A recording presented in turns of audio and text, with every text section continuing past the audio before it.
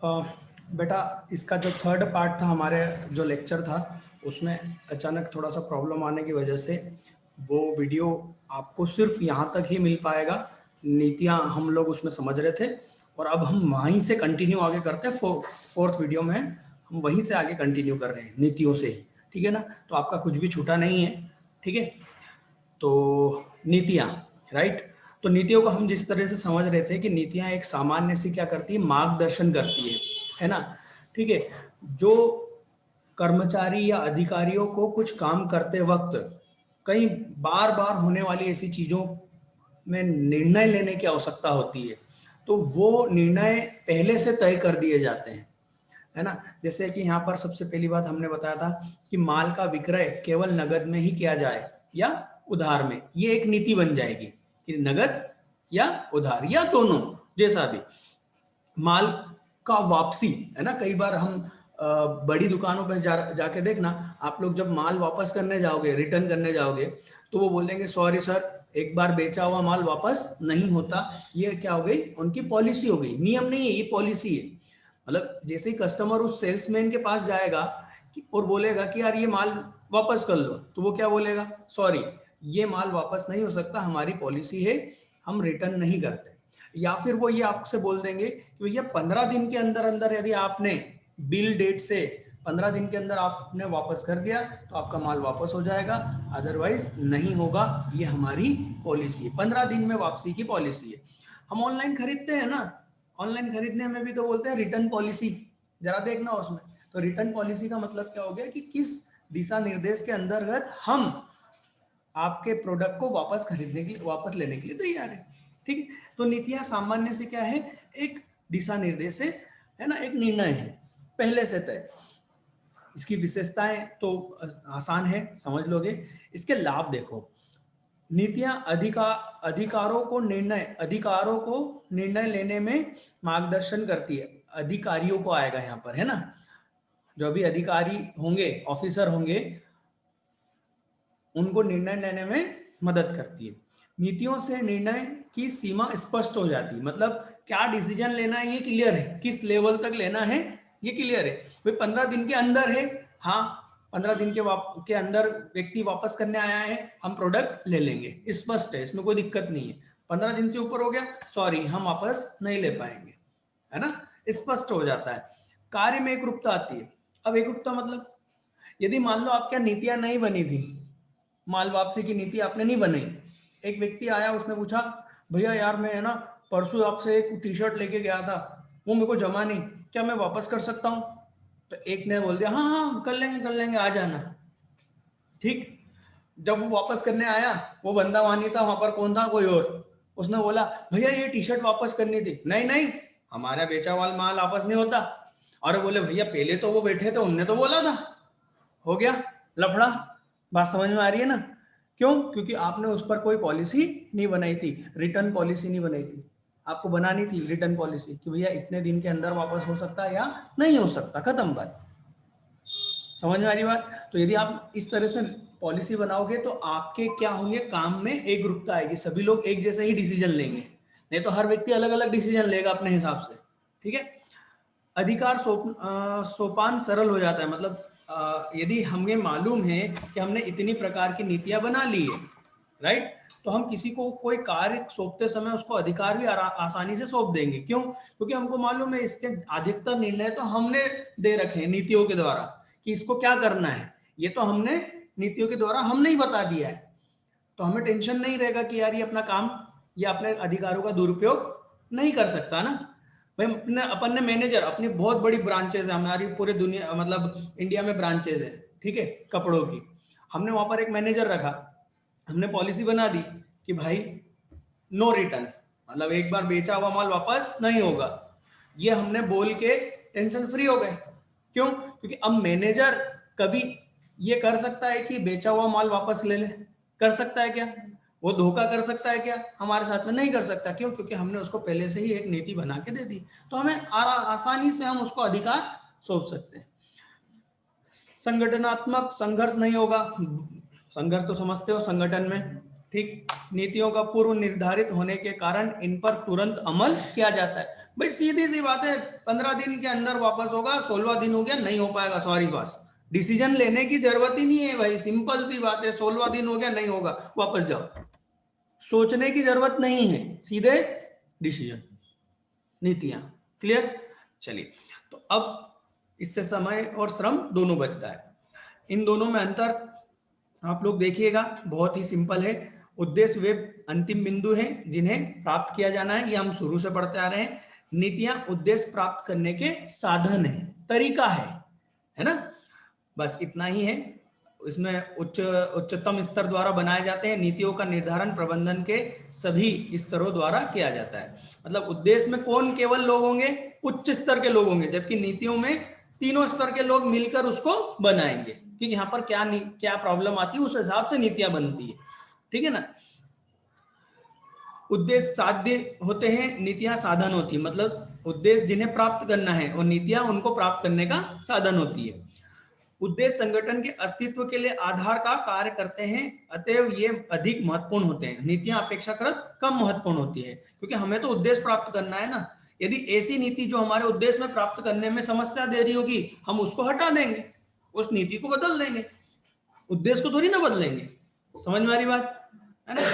इसका क्षेत्र व्यापक है, मतलब आप तो जानते ही उद्देश्य सबसे ऊपर है, ऊपर सबसे ऊपर है, इसका मतलब क्या है, वो पूरे संगठन में हर निर्णय में हर चीज में उद्देश्य है।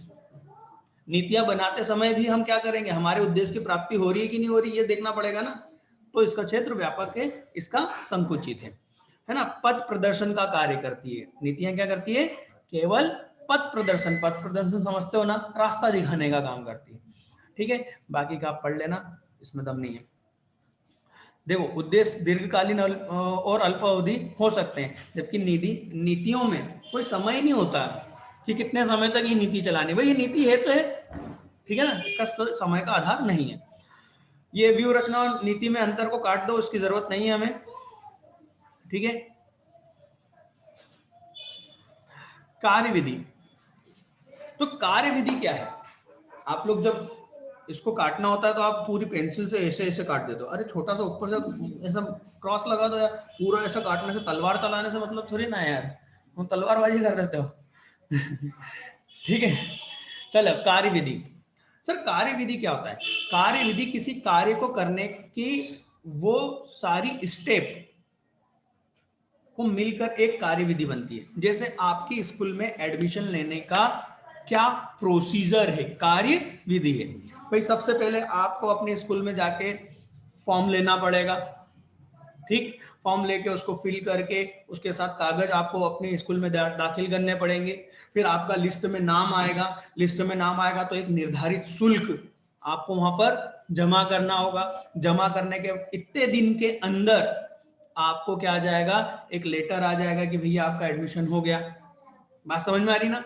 ये क्या हुआ, ये प्रोसीजर हुआ, किस चीज का, आपका स्कूल में दाखिले का, एडमिशन का एक प्रोसेस हुआ। समझ में आ रही बात। तो प्रोसेस में कई स्टेप, क्रियाएं है ना, उसमें इंक्लूड होती है, ठीक है।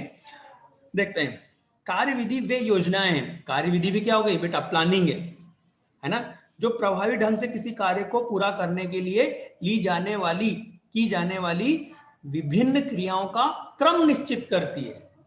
क्रम निश्चित पर अंडरलाइन लगाओ बेटा। तो क्रम निश्चित करती है, क्रम निश्चित करती है भाई, कौन सी स्टेप के बाद में कौन सा, ये क्या हुआ, प्रोसीजर हुआ। प्राय कार्य विधि को बार बार होने वाली क्रियाओं के लिए बनाया जाता है। एडमिशन बार बार होते हैं, ना जाने कितने बच्चे आते हैं, ये प्रोसेस एक फिक्स हो गई, तो उसको हमने फिक्स कर दिया, राइट, ताकि जब भी उस क्रिया का निष्पादन किया जाए तब समान चरणों का अनुसरण किया जाए। मतलब जब भी एडमिशन होगा, हर एक स्टूडेंट इसी प्रोसेस को फॉलो करेगा, और इससे क्या होगा, वहां पर काम करने वाले कर्मचारियों को कोई दिक्कत नहीं आएगी। एक बच्चा आके बोलेगा सर मेरा लिस्ट में नाम नहीं आया, हम बोलेंगे बेटा तूने फॉर्म भरा था, नहीं, तो बेटा कहां से आएगा है ना, सारी चीज फिक्स है। उदाहरणार्थ, देनदारों से रुपए वसूल करने का क्रम क्या होगा। डेटर से यदि हम पैसा वसूल करेंगे तो हमने एक क्रम प्रोसीजर हमारे संस्था में हम फिक्स कर देंगे। सबसे पहले हम उसको पत्र लिखेंगे, अभी पत्र नहीं लिखते अपन, उसको मेल करते हैं, है ना, ईमेल करते हैं, भैया आपका पेमेंट।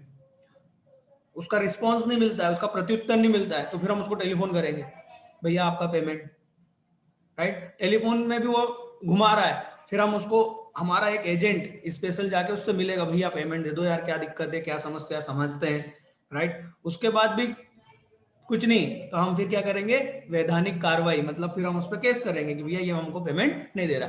क्या हम पहले ही वैधानिक केस करते पहले दिन ही कि नहीं भैया तो देगा ही नहीं, हमको मालूम है है ना। तो ये क्या हो गई, प्रोसीजर हो गई। ठीक, तो प्रोसीजर और नीति में अंतर है।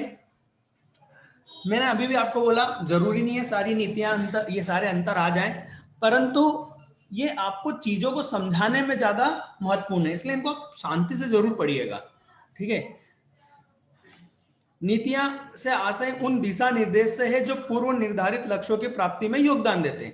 कार्य विधि से आशय उस प्रणाली से, सिस्टम, कोई काम कैसे होगा, है ना, जिसके द्वारा निश्चित कार्य को एक निश्चित क्रम में, देखो फिर से आ गया निश्चित क्रम में, प्रोसीजर में ध्यान रखना सबसे महत्वपूर्ण, निश्चित क्रम आएगा, ठीक है, में किया जाता है। ठीक है, नीति का निर्धारण प्रबंधन के सभी स्तरों द्वारा किया जाता है, हमने अभी पढ़ा था, है ना। कार्य विधि का निर्धारण प्रबंधन के निम्न स्तर पर किया जाता है, मतलब कैसे वहां पर काम होगा, क्योंकि कार्य विधि मतलब काम कैसे होगा, बात समझ में आ रही है, तो वो लोग ज्यादा अच्छे से समझेंगे। चलिए, ये लोजदार होती है, ये लोजदार नहीं होती है ना, इसमें परिवर्तन करना कठिन है प्रोसीजर में, आप परिवर्तन नहीं कर सकते भाई। एडमिशन का यही प्रोसीजर है, आपको पहले फॉर्म लेना पड़ेगा, उसके साथ कागज लगाने पड़ेंगे, है ना ठीक, चलिए तो ये देख लीजिएगा, इसमें दम नहीं है। अब आते हैं हम कार्य विधि और विधियों में अंतर, इसको हटा दो, कोई जरूरत नहीं है, पद्धति और विधियां सब हटा दो। ये आ जाते हैं, थोड़ा सा नियम पढ़ लेते हैं बेटा, नियम, है ना। नियम क्या होते हैं, विशिष्ट कथन होते हैं, कथन होते हैं मतलब एकदम पक्के, ऐसा ही है, हमारा नियम है और हमारी नीति है, दोनों में अंतर है। नीति थोड़ी सी फ्लेक्सिबल होती है, नियम बिल्कुल कठोर होते हैं, भैया हो ही नहीं सकता, ये तो नियम है हमारा, समझ में आ रही बात, ये नियम है हमारा, कुछ इसमें परिवर्तन नहीं होगा। विशिष्ट कथन होते हैं जो ये बताते हैं कि किसी विशिष्ट परिस्थिति में क्या करना है, क्या नहीं करना है। कर्मचारी के कार्य व्यवहार तथा निष्पादन को नियमित करने के लिए संगठन द्वारा कुछ नियम बनाए जाते हैं। भाई, कर्मचारी के कार्य व्यवहार मतलब कि 10 बजे आने का हमारा नियम है, नीति नहीं है, नियम है, 10 बजे आना ही है, समझ में आ रही बात। इसमें तुमको डिसीजन नहीं लेना है कि आना है कि नहीं आना है, 10 बजे आना है और 5 बजे तक रुकना है। यदि आप 10 मिनट से 5 मिनट भी लेट आए तो आपके आधे दिन की सैलरी कट। नीति नहीं है, नियम है। ये क्यों बना रहे हम, ताकि हमारे यहाँ संगठन में क्या बना रहे, डिसिप्लिन, अनुशासन, अनुशासन समझते हो ना, डिसिप्लिन बना रहे। हमने डिसिप्लिन में पढ़ा था कि डिसिप्लिन क्या होते हैं, नियमों, डिसिप्लिन बनाने के लिए हम क्या बनाते हैं, नियम बनाते हैं, और यदि आप नियम का उल्लंघन करोगे तो आपको क्या दिया जाएगा, दंड। बात समझ में आई, ये यहाँ पर लिखा हुआ है। इन नियमों का दृढ़ता से पालन करना पड़ता है तथा इसमें व्यक्तिगत निर्णय के लिए कोई स्थान नहीं होता। मतलब आप डिसीजन नहीं ले सकते कि यार 10 बजे का बोला है तो 10:15 तक तो चले ही जाएंगे ना, 10 मतलब 10, ठीक है, आप अपना कोई डिसीजन नहीं ले सकते वहां पर। ठीक, नियम का सीधा संबंध अनुशासन और निर्णय से है। नियम का पालन न करने पर दंड की व्यवस्था होती है। ठीक है, एक कारखाने में धूम्रपान वर्जित होना वहां का नियम है, भैया आप सिगरेट नहीं पी सकते, ठीक है, यदि ऐसा करेंगे तो क्या होगा, दंड, पेनल्टी लगेगी। ठीक, नियम किसी प्रकार की मनमानी की अनुमति नहीं देता, आप मनमानी नहीं कर सकते, अर्थात नियम दृढ़ होते हैं। नियम यह एक सरलतम प्रकार की योजना है, मतलब सिंपल है कि भैया ऐसा करना है। नियम में किसी तरह का निर्णय लेने का अवसर नहीं होता, आप खुद निर्णय नहीं ले सकते। ठीक है, नियम का पालन न करने पर जुर्माना लगाया जाता है।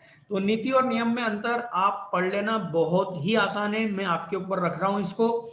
ठीक है, ये सामान्य कथन है, ये विशिष्ट कथन है, ठीक है, ये लोचशील होती है, ये थोड़े से क्या होते हैं, दृढ़ होते हैं, इनमें कोई परिवर्तन नहीं होता, खत्म बात। नीतियों का उल्लंघन करने पर दंड नहीं लगता, जबकि नियमों के उल्लंघन पर दंड लगता है। इसको थोड़ा सा आईएमपी लगा लेना, नीति और नियम को अच्छे से पढ़ के ही जाना बेटा, ठीक है। नीतियां विवेकशील होती है, जिनके निष्पादन में विवेक के उपयोग का अवसर मिलता है, मतलब आप अपना दिमाग लगा सकते हो नीतियों में, परंतु नियम में आप नहीं लगा सकते, ठीक है। नियम और विधि में अंतर को हटा दो, कोई जरूरत नहीं करने की, ठीक। इसके बाद में आता है एक बार योजना, ठीक है। बजट यहां पर सबसे सिंगल यूज में आएगा एक काम का बजट। बजट से क्या तात्पर्य है भाई, बजट का मतलब होता है भविष्य के अनुमान लगाए जाते हैं खर्चों के और आय के। भविष्य में हमारी आय कहां से होगी, ठीक है, मतलब है ना, और हम खर्चे किस प्रकार करेंगे, भाई कौन से खर्चे कितने करेंगे, इनको तय कर लेना, इनकी सीमाएं तय कर लेना। जैसे भाई हम एडवर्टीजमेंट पे 50 लाख रुपए खर्च करेंगे, ठीक, हम एम्प्लॉय की सैलरी पर 25 लाख खर्च करेंगे, ठीक, हमारी इनकम आएगी सेल से 2 करोड़ की, राइट। ये क्या करना, बजट होता है, राइट। मतलब बजट सीधी सीधी सी बात है, वित्तीय होते हैं, पैसों से संबंधित होते हैं, दूसरा संख्यात्मक होते हैं। देखो ना, हर आंकड़े का अपन ने वो दिया 25 लाख 50 लाख दिया ना, तो बजट क्या होता है, एक संख्यात्मक होता है, ठीक है। और वित्त का होगा, ये पैसों से संबंधित होगा पूरा पूरा, और भविष्य के लिए होगा। आज बैठ के हम भविष्य के खर्चे और इनकम को तय कर लेते हैं, ठीक। बजट से फायदा क्या होता है, यदि हमने एडवर्टीजमेंट का एक आपको टारगेट दे दिया, बजट दिया है, भाई हमने शुरू से बना लिया कि हम विज्ञापन पर 50 लाख खर्च करेंगे, ये हमारा बजट है। अब विज्ञापन, जब भी विज्ञापन डिपार्टमेंट हमारा जो, हमारी कंपनी का जो एडवर्टीजमेंट डिपार्टमेंट होगा, मार्केटिंग डिपार्टमेंट होगा, उसको एक चीज समझ में आ गई कि भैया इस साल सिर्फ हम 50 लाख रुपए खर्च कर सकते हैं, तो वो सोच समझ के उसी हिसाब से डिसीजन लेंगे कि भैया हमारे पास कितने हैं, केवल 50 लाख हैं, इसमें ही हमको एडवर्टीजमेंट पूरे करने हैं। तो इस तरह से हमने उनके ऊपर क्या कर दिया, कंट्रोल डाल दिया। क्या आप अपनी मनमार्जी तरीके से विज्ञापन नहीं कर सकते हो, है ना। शाहरुख खान से एड मत करो, महंगा पड़ेगा। अर्जुन रामपाल को देख लो, सस्ता पड़ेगा बजट में, सिंपल सी बात है, राइट, है ना। तो बजट ये है ना, इसको आप पढ़ के देखिएगा, इसमें दम नहीं है, ठीक। बजट एक गणात्मक शब्दों से अपेक्षित परिणाम है, और बजट और पद्धति का अंतर नहीं करना है, ठीक। चलिए, सबसे महत्वपूर्ण जो इसमें मेरे को प्लानिंग वाले चैप्टर में जो सबसे ज्यादा महत्वपूर्ण क्वेश्चन लगता है, वो है एक श्रेष्ठ नियोजन के आवश्यक लक्षण। मतलब एक अच्छी प्लानिंग में क्या क्या जरूरी है, प्रभावपूर्ण नियोजन हेतु आवश्यक बातें, ठीक। ये महत्वपूर्ण प्रश्न है, पूरे चैप्टर में 3-4 महत्वपूर्ण प्रश्न है। सबसे महत्वपूर्ण ये जो आपके सामने है, उसके बाद में विशेषताएं, महत्व, ये 3, और सीमाएं 4, ये 4 प्रश्न इसके महत्वपूर्ण है, जो कि आपको याद करना चाहिए, ठीक है। श्रेष्ठ क्या होना चाहिए भाई, प्लानिंग क्या होना चाहिए, सरल होना चाहिए, आसानी से समझ में आना चाहिए प्रत्येक कर्मचारी को कि करना क्या है, प्लानिंग है क्या, राइट। उद्देश्य पूर्ण होना चाहिए, सिंपल सी बात है भाई, प्लानिंग हम करते ही हैं उद्देश्य को पूरा करने के लिए, तो प्लानिंग ऐसी होना चाहिए जिससे क्या हो जाए, उद्देश्य की प्राप्ति हो, ठीक। मितव्ययी होना चाहिए, अब मितव्ययी मैं कई बार समझा चुका हूं आपको, है ना। श्रम, समय, है ना, ये क्या होना चाहिए, कम लगना चाहिए। ऐसी प्लानिंग होना चाहिए जिसमें खर्चीली नहीं हो, मतलब मितव्ययी हो, ठीक है। इसके बाद में होता है लोचपूर्ण। हमने एक दोष पढ़ा था, सीमा पढ़ी थी प्लानिंग की, क्या कि ये कम लोचपूर्ण होती है, मतलब ये क्या करती है, कठोरता उत्पन्न करती है, आदमी फिक्स हो जाता है यार ऐसा ही करना है क्योंकि प्लानिंग है। पर प्लानिंग में आपको क्या करना चाहिए, वातावरण के अनुसार परिवर्तन होने की जगह रखनी है। जगह रखने का मतलब ये ऑप्शन रखना है कि यदि भाई ऐसा हुआ तो हम इसको बदल सकते हैं, ऐसा मौका प्लानिंग में जरूर रखना है। एकदम कठोर नहीं कि भैया कुछ भी वातावरण में परिवर्तन हो रहा है, हमने तो जो सोच रखा है हम वही करेंगे, नहीं। देखो इस साल क्या हुआ, कोरोना काल आया, राइट। कई कंपनियों ने अपना इन्वेस्टमेंट सोच रखा होगा कि 2020 में हम इन्वेस्टमेंट करेंगे, हमने खुद नहीं सोच रखा था, है ना, कि कोचिंग को और बढ़ाएंगे, और जैसे ही कोरोना काल आया हमने हमारी प्लानिंग को बदल दिया, बोले नहीं नहीं नहीं नहीं, अभी कोरोना काल में इन्वेस्टमेंट नहीं करना भैया, अभी तो कोरोना काल में आप आ जाओ सबसे पहले उद्देश्य पे, कौन सा, जीवित रहना, टिके रहो। क्यों? क्योंकि ये भूकंप आया है, सुनामी आई है, प्लानिंग को बदलना पड़ा। तो एक अच्छी प्लानिंग में क्या होना चाहिए, लोचपूर्णता होनी चाहिए। ठीक है, व्यवहारिकता, व्यवहारिकता मतलब जो हो सके वो प्लानिंग करना है। अब तुम प्लानिंग कर रहे हो चांद पे जाने की, वास्तविकता में वो हो सकता है क्या? नहीं हो सकता है, तो प्लानिंग करने का क्या मतलब साहब? ये वही बोल रहा है, व्यवहारिकता का मतलब जिसको प्रैक्टिकली आप प्राप्त कर सको। समझ में आई बात? आपने बोला गोवा, सॉरी, मांडव जाने की, तो ये व्यवहारिक है कि आप वहां जा सकते हो, आप इतना बच्चों से पैसा कलेक्ट कर सकते हो और आप वहां जा सकते हो। अब आप प्लान बनाओ अमेरिका चलने का प्लान, कौन कौन बेटा, कौन चलेगा? कोई हाथ खड़ा करेगा क्या यहाँ पर? समझ में आई बात? व्यवहारिकता का मतलब जो हो सकता हो उसको करो। ठीक, संतुलित, संतुलित का मतलब बैलेंस है ना। एक श्रेष्ठ नियोजन सदैव संतुलित होती है, संतुलित होने पर उसे प्रभावी ढंग से लागू किया जा सके। संतुलन का मतलब है उनमें ये सब चीज होना चाहिए लगभग। ठीक है, बाजार प्रवृत्ति, हाँ, हमारी प्लानिंग किसके आधार पर होना चाहिए? सारे बाहरी वातावरण को देखकर, बाजार में क्या चल रहा है। हम सिर्फ प्लानिंग हमारे हिसाब से नहीं कर सकते कि हम क्या चाहते हैं, बात समझ में आ रही है? हम क्या चाहते हैं ये करके आप प्लानिंग नहीं कर सकते। आपको बाहरी वातावरण में बहुत सारी चीजें हैं, जैसे कि बाजार में स्थिति क्या है। बाजार में स्थिति का मतलब है कि यदि आप मोबाइल कंपनी वाले हो तो मोबाइल कौन से चल रहे हैं बाजार में भाई? अभी बाजार में अब 5G की डिमांड उठने लगी है, तो आप यदि 4G प्लान को डिजाइन कर रहे हो तो आप गलत कर रहे हो, आप बहुत बड़ी गलती कर रहे हो। बात समझ में आ रही है? आपको कौन सा मोबाइल डिजाइन करना चाहिए? 5G डिजाइन करना चाहिए और उसके मैन्युफैक्चरिंग की प्लानिंग करना चाहिए, हाँ या ना? ये हुई बाजार स्थिति। ठीक, आपके प्रतिस्पर्धा वाले क्या कर रहे हैं? अभी मैंने नया एक कल एड देखा बेटा सैमसंग का, मालूम है? उसमें अब 5 कैमरे आ गए हैं, अभी तक 4 आ रहे थे ना, अब उसमें 5 भी आ गए। ये दिन दूर नहीं, मेरे को नहीं लगता कि ये पूरा कैमरे से भर जाएगा पिछवाड़ा। समझ में आ रही है ना? या कैमरे ही कैमरे होंगे। और उसके बाद क्या होगा ये भी बता दूं, उसके बाद एक बड़ा सा कैमरा यहाँ लगा होगा, इतना बड़ा लेंस वाला। समझ में आ रही है ना? समझ में ही नहीं आएगा मोबाइल चला रहे हो या कैमरा चला रहे हो, ये होगा। ठीक है, और मोबाइल और पतला होते जाएगा, पतले से पतला होता जाएगा। ठीक है, चलो, व्यापक तथा विस्तृत, हाँ, नियोजन कैसा होना चाहिए? व्यापक विस्तृत होना चाहिए ताकि उसको समझ और उसको क्रियान्वित किया जा सके। सहभागिता, इसमें सभी लोगों को आपको बुलाना चाहिए। प्लानिंग जैसे उच्च स्तर पे हो रही है तो आपको उन लोगों को बुलाना चाहिए जो उसमें महत्वपूर्ण भूमिका निभा सकते हैं, जिनके ऊपर आप ये प्लानिंग करोगे उनको बुलाना चाहिए। जैसे सिंपल सी बात है, मैं प्लान कर रहा हूँ घूमने जाने का, तो मेरे को आप लोगों को बुलाना चाहिए कि बेटा कहाँ चले। अपने पास में 2 ऑप्शन है, यहाँ या यहाँ। मेरे को आपसे बात करनी चाहिए, आपकी सहभागिता लेनी चाहिए। समझ में आ रही बात? मैं खुद ही थोड़ी प्लान कर लूंगा चलो यहाँ चलेंगे, कोई इंटरेस्ट नहीं लेगा, बोले ठीक है चलो जाओ तुम ही जाओ। ठीक है, भविष्यता, भविष्यता प्लानिंग तो भविष्य पर ही निर्भर करेगी यार, इसमें कोई दिक्कत ही नहीं है ना। अन्य लक्षण ये देख लीजिएगा। हमारा प्लानिंग वाला चैप्टर कंप्लीट होता है, नेक्स्ट चैप्टर हमारे रहेगा संगठन। ठीक है, संगठन में टाइम लगेगा, 5 दिन कम से कम लगेंगे, बड़ा टॉपिक है। ठीक, चलिए मिलते हैं नेक्स्ट चैप्टर पे।